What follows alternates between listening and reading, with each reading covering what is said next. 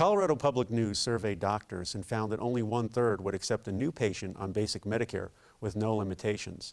Doctors are turning away from the government's insurance plan for the elderly and disabled because it can be bad for the bottom line. Robert Took pricks his finger to self-administer a diabetes test. He's 60 and disabled, so he's already on Medicare. In late October, he received a letter from his longtime endocrinologist saying he'd have to find another doctor. The reason?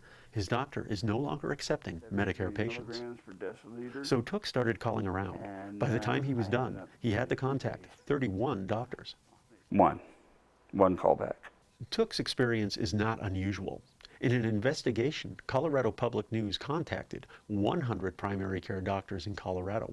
40 of them would not take new patients with basic Medicare. Another 26 were only accepting patients with certain types of illnesses or seeing them on a case-by-case basis. Welcome to Ascent Family Medicine. How may I help you?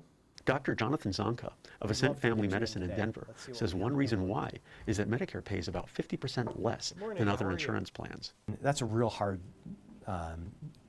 way to make money and pay our staff and pay our rent. Some doctors are reluctant to take on new Medicare patients because they tend to have more complex medical issues and may require extensive follow-ups that are not covered. A spokesman for Medicare noted that threats in Washington to slash Medicare spending are leading more doctors to turn patients away. Liz Tredenick, a counselor at St. Anthony Hospital, said Medicare patients should not wait until they are ill to find a primary care doctor. Ask your friends, ask your neighbors.